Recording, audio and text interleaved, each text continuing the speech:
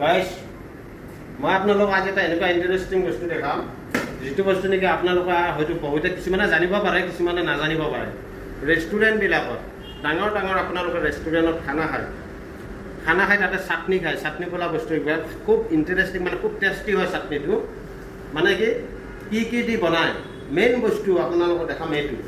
এয়া চাওক, এয়া জিকাৰ বাকাল, ভোলৰ বাকাল, কোমোৰাৰ বাকাল, আলুৰ বাকলি, আৰু মেইন ইণ্টাৰেষ্টিং বস্তু এইটো ৰঙালাও। এই ৰঙালাওৰ বাকলি এইকেইটা বস্তু মানে দি কি হয় এটা খুব বঢ়িয়া মানে টেষ্টি মানে কি আপোনাৰ চাটনি হয়, যিটো আমি ডাঙৰ ডাঙৰ ৰেষ্টুৰেণ্টবিলাকত পাতত চাটনি দিয়ে বিভিন্ন প্ৰকাৰৰ। এইটো এটা মানে কি হ'ল আইটেম বনোৱা হয়। মই আপোনালোকে এইটো আইটেম কেনেকৈ বনায় কি বনায় সেইটো মই এটা নেক্সট ভিডিঅ' দিম, আপোনালোকে সেই নেক্সট ভিডিঅ'ত চাব। গতিকে এই বাকলি পেলাই নিদিব, খুব বঢ়িয়া এটা মানে কি হয় ৰেচিপি এটা হয় মানে ভাতৰ কাৰণে। মই এতিয়া এইটো লৈ ল'লোঁ, এইটো বাকলিবিলাক মানে কি ঘৰত কৰিলে ইমান নালাগে, অলপ হ'লে হ'ল। আমাৰ ৰেষ্টুৰেণ্টৰ কাৰণে আমাক বেছিকৈ আইটেম লাগে।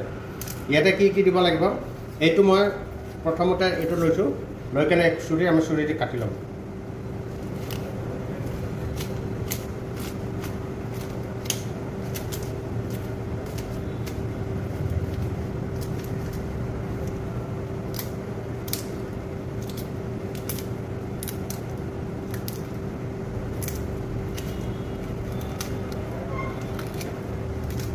এইটো মই কাটি লৈছোঁ, মানে সৰু সৰু কৰি লৈ ইয়াক কি কৰিব লাগিব বইল কৰিব লাগিব।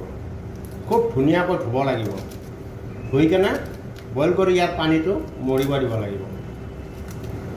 মই দেখাই আছোঁ আপোনালোকক। সৰু সৰুকৈ মই কাটি ল'লোঁ।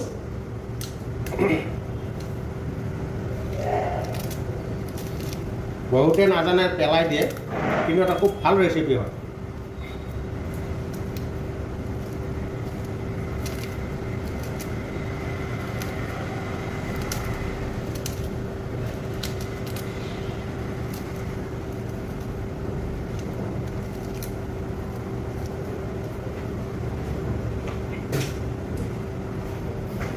এইটো মানে কাটাৰ এটাই কথা, এইটো কাটি কিয় ল'ব লাগে, যেতিয়া বইল কৰা যাব কেৰাহীত দিয়া যাব তেতিয়া মানে ভাল হয়, সুবিধা হয়।